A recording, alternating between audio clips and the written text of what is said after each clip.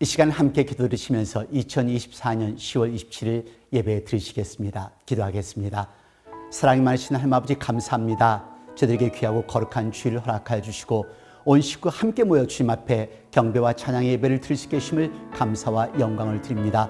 아직도 지구촌 곳곳에서는 전쟁의 소식이, 자연재해의 소식이 끊기지 않고 있습니다. 하나님께서 힘들고 어려워하는 당신의 백성들에게 긍휼과 자비를 베풀어 주옵소서. 먼저 선택받은 우리들, 그들을 위해서 기도할 수 있는 하나님의 아들, 딸들이 되게 하여 주옵시고, 특별히 예배를 드리는 동안 아픈 식구들이 있습니다. 힘들고 어려운 식구들이 있습니다. 우리 예수님의 피 묻은 손으로 안수하여 주셔서 깨끗하게 치유하여 주시옵소서. 힘들고 어려운 일을 겪어가는 당신의 백성들에게 더욱더 큰 능력과 권능을 체험할 수 있는 이 예배의 시간이 되기를 바라며 예수 그리스도를 받들어 감사드리며 기도드렸습니다. 아멘. 오늘 하나님의 말씀은 미가서 6장 8절입니다. 함께 봉독하도록 하시겠습니다. 사람아, 주께서 선한 것이 무엇임을 내게 보이셨나니 여호와께서 내게 구하시는 것이 오직 공의를 행하며 인자를 사랑하며 겸손히 내 하나님과 함께 행하는 것이 아니냐. 아멘. 파란 하늘에 형형색색으로 물들어가는 가을색, 가을빛 짙은 나무들을 보면서 세상은 참으로 아름답구나를 새삼 느껴볼 수 있는 한 주간이었습니다. 여러분들은 어떠셨어요? 아름다움을 보면서 아름답다 하며 환호하실 수 있었다면 여러분은 아직 청춘이십니다. 아름다움을 보며 아름답다라고 할 수 없으시면 나이가 드신 것이고요. 아니면 현실이 너무 힘들고 가파르게 느끼시기 때문에 아름다움을 느낄 수 있는 여유가 없으시던가요? 아름답게 사는 삶을 생각해 보셨어요? 아름답게 사는 삶은 어떻게 사는 것이 아름답게 사는 삶일까요? 성공, 부, 자녀, 이것이 아름답게 사는 삶의 기준일까요? 여러분들에게 한 분을 소개하겠습니다. 바로 지난 10월 1일에 100세 생일을 맞이하신 분이 있습니다. 네, 미국 39대 대통령 지미 카터입니다. 이분의 삶은 참으로 멋있는 삶을 사셨습니다. 그리고 아직도 사시고 계십니다. 조지아의 아주 작은 마을 플레인이라는 지역에서 태어났는데요. 당시 인구는 600명. 어릴 때부터 흑인들의 차별을 반대하는 유별난 아이였습니다. 아빠 땅에서 땅콩을 농사해서 팔기도 했고요. 10대에는 집을 사서 세를 놓기도 하는 사업가의 기질도 보였다고 합니다. 그러면서 그가 가졌던 꿈은 해군이 되는 것이었습니다. 결국에는 해군 사관학교에 입학을 하게 되고 꿈꾸던 해군 장교가 되었습니다. 제대 후에는 조지아주 상원의원이 되었고요.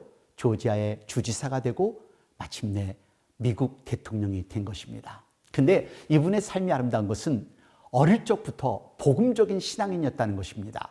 하나님 안에서 완전히 거듭난 본 어게인 삶을 강조하며 살아오신 분이기 때문에 저는 이분의 삶이 참으로 아름답게 느껴졌습니다. 대통령 시절에도요, 해군 사관학교에서 주일학교를 인도하기도 하셨었고요. 워싱턴에 있는 제1침례교회에 평신도로 참석하면서 사역을 하셨다고 합니다. 멋지죠?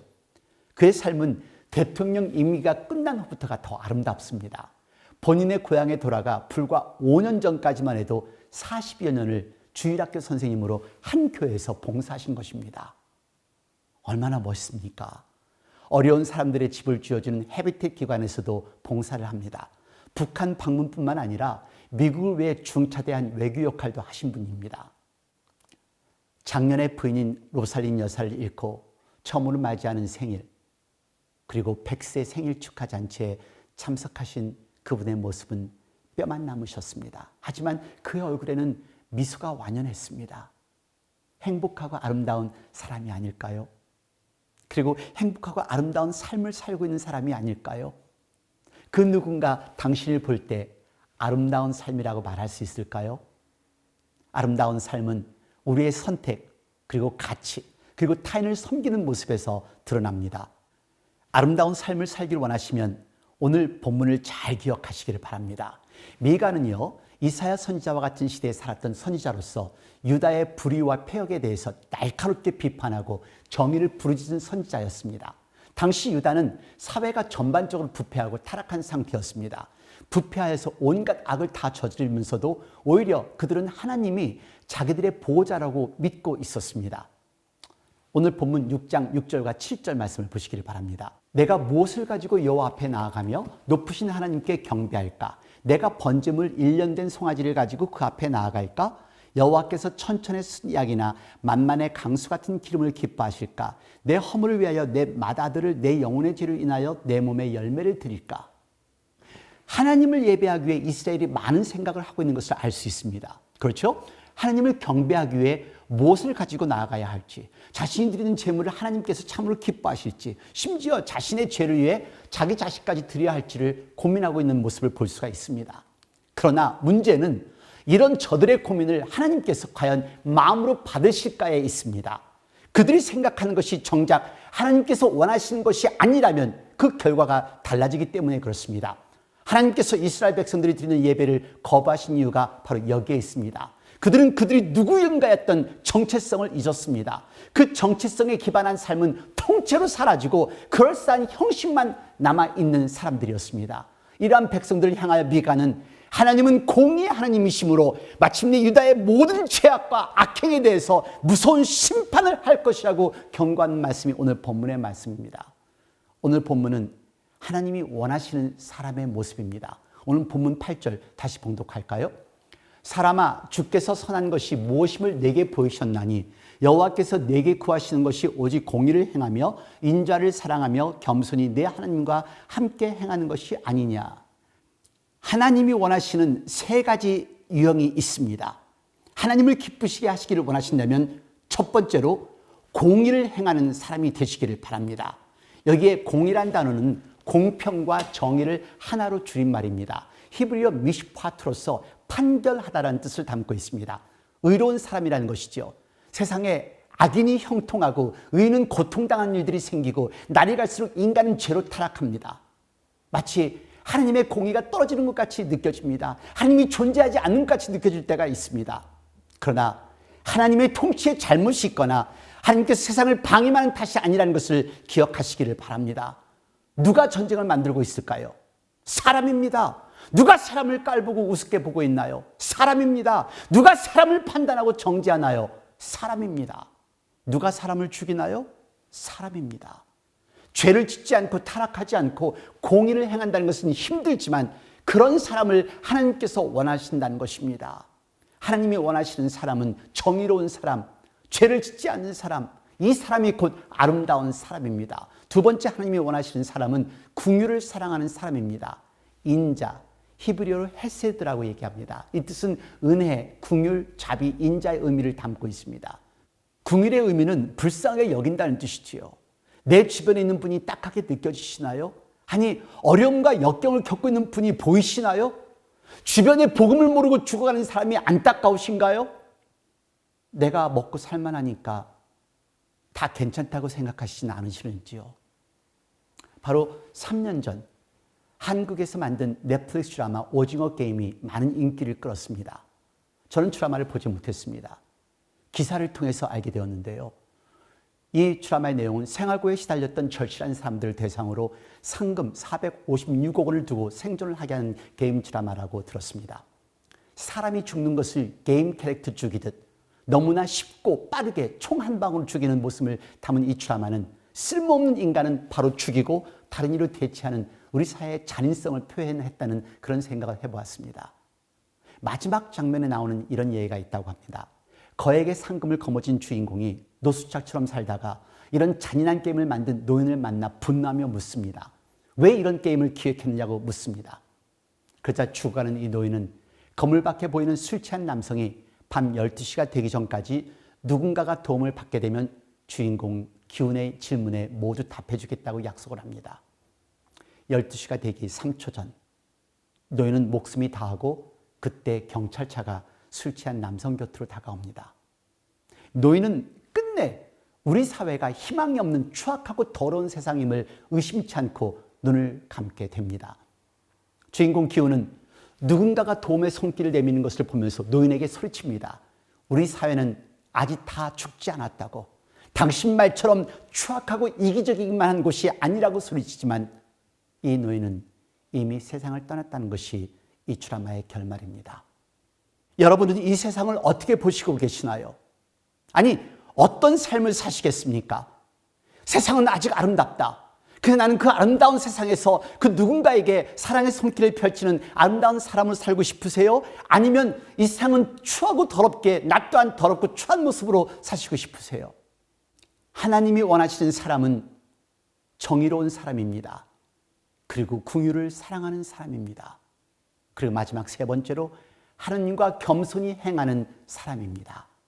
겸손이란 단어는 히브리어 아나브에서 왔습니다. 다른 사람보다 자신을 낮춘다는 의미지요. 그리고 하나님의 말씀에 대답하고 응답한다는 뜻도 포함되어 있습니다. 많은 사람들이 그렇습니다. 입으로는 겸손합니다. 행동으로는 그렇지 않은 분들이 얼마나 많습니까? 겸손을 행한다는 것은 어려운 일입니다. 내가 알고 있다는 것을 꾹 참고 사람들을 대한다는 것이 얼마나 힘든지 경험해 보신 분들은 아실 겁니다. 저는 매일 겪고 있으니까요. 여러분, 내 의견 참으실 수 있으세요? 다른 분도 나만큼은 알고 있겠지라는 생각을 해보신 적 있으신가요? 말씀드렸죠. 나이 들어갈수록 말이 많아지고 신앙생활 오래 할수록 말이 많아집니다. 저에게서 신앙생활 하신 분들은 어디를 가시든 조용하게 구멍을 메꾸고 겸손하게 섬기시는 여러분들이 되시기를 바랍니다. 그것이 곧 하나님을 기쁘시게 하는 사람들의 모습입니다. 이분은 독일 신학자 디트리히 본헤퍼입니다. 독일군에 의해 교수형을 당했습니다. 본헤퍼는 제2차 세계대전 동안 하나님과 겸손히 행하는 용기와 진실성을 가지고 산 사람입니다. 히틀러가 자신에게 충성을 맹세하는 교회를 요구하자 본헤퍼는 총통이 아닌 그리스도임을 선언한 고백교회를 창립하는 데 기여합니다. 미국이 망명을 허락했지만 그는 그의 민족을 구원하겠다는 결심으로 독일에 머물렀고 유대인을 숨겨진 결과로 체포가 됩니다. 그리고는 본헤퍼가 히틀러 암살 음모에 연결됐다는 혐의로 수용소가 해방되기 2주 전 1945년 4월 9일에 교수형에 처해졌습니다. 그가 마지막 남긴 말입니다. Das ist das Ende für mich der Beginn des Lebens. 이로써 끝입니다. 하지만 나에게는 삶의 시작입니다. 그렇습니다. 겸손한 사람은 행동으로 옮깁니다. 말하지 않습니다. 그걸 하나님과 동행하기에 누가 알아주든 몰라주든 조용히 일하는 사람이 겸손한 사람입니다. 그 사람이 하나님을 기쁘게 하실 수가 있습니다. 진정으로 아름다운 삶은 세상의 기준이 아닌 하나님의 기준입니다.